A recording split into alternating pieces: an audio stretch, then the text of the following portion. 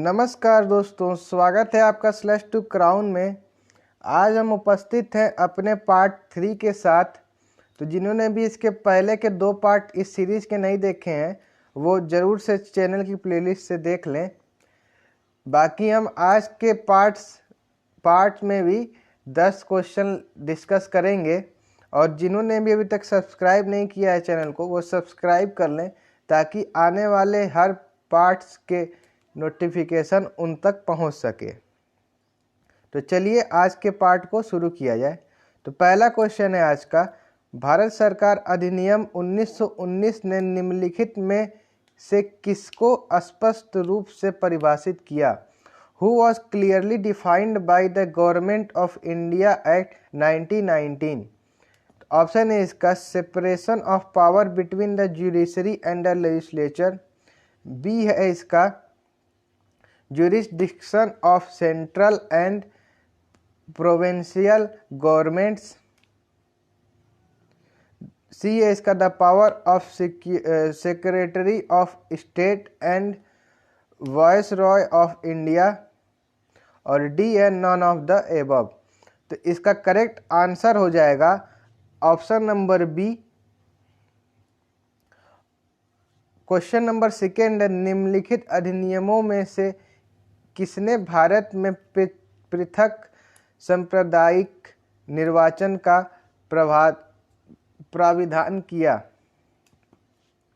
Which of the following act provided for a separate communal election in India? Option है इसका Indian council act 1861। B है इसका Indian council act 1892।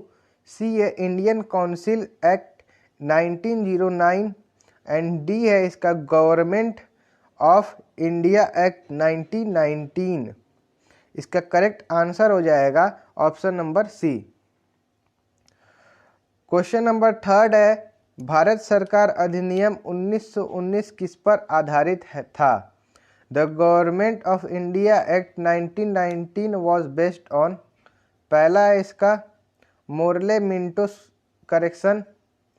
B है इसका Montagu Chelmsford report.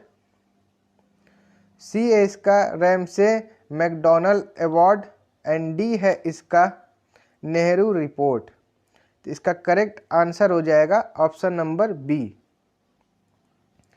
चौथा question है, केंद्र में कौन सा एक्ट द्विसदनीय विधायिका लाया? Which act brought a bicameral legislature to the center? Option है 1961 एक्ट। बी है 1917 एक्ट। सी है 1919 एक्ट एंड डी है 1915 एक्ट। इसका करेक्ट आंसर हो जाएगा ऑप्शन नंबर सी 1919 एक्ट। पांचवा क्वेश्चन है, प्रांतों में आंशिक उत्तरदायी सरकारें निम्नलिखित में से किस एक एक्ट के अधीन गठित की गई? Partially responsible governments in the provinces were formed under which one of the following act? A है the government of India act 1990। B है the government of India act 1935। C है Indian council act 1909 and D है Indian council act 1892।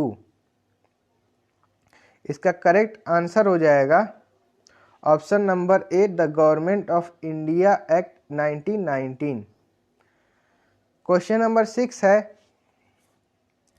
निम्नलिखित में से किस अधिनियम के अंतर्गत दैवध्य शासन व्यवस्था लागू की गई? Under which of the following act was the DRC system implemented?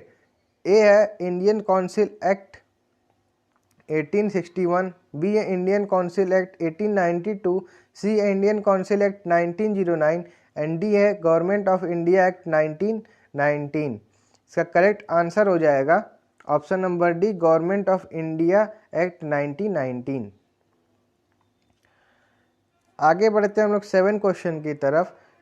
20 अगस्त 1917 के सुधारों की घोषणा को जाना जाता है। The declaration of reform of August 2017 is known as. A है इसका in the name of Montague declaration, B है in the name of Morley declaration, C है in the name of Minto declaration and D है इसका in the name of Chelmsford declaration. इसका correct answer हो जाएगा option number A, in the name of Montague declaration. Question number 8 है, स्वतंत्र भारत के लिए संविधान का प्रारूप तैयार करने के लिए किया गया राष्ट्रवादियों का सर्वप्रथम प्रभावी प्रयत्न कब शुरू हुआ? When did nationalists first effective effort to draft a constitution for independent India began? A है पूना पैक्ट, बी है from the Sapru report, C है from Nehru report and D है 14 सोर्स ऑफ जिन्ना। इसका करेक्ट आंसर हो जाएगा option number C, from Nehru report. Next question है, British सरकार में संघीय न्यायालय के विषय में जो कथन सत्य है वो है, the statement that is true about the federal court in British India is. A है it was established by the act of 1919, B है an appeal could be made in the privy council, C है it was the supreme court for India and D है it did not have initial rights. इसका correct answer हो जाएगा option number B, an appeal could be made in the privy council. और आज का last question है, निम्नलिखित में से किस एक अधिनियम ने भारत में संघीय शासन की व्यवस्था दी थी? Which one of the following act provided for federal governance in India? Option है इसका government of India act 1909, B है government of India act 1919, C है government of India act 1935 and D है इंडिया इंडिपेंडेंस एक्ट 1947। इसका correct answer हो जाएगा option number C, government of India act 1935। तो दोस्तों ये था आज का पार्ट। बाकी आपको कैसा लगा ये कमेंट करके ज़रूर बताएं। साथ में अगर अच्छा लगे तो लाइक करें और शेयर भी करें दोस्तों के साथ।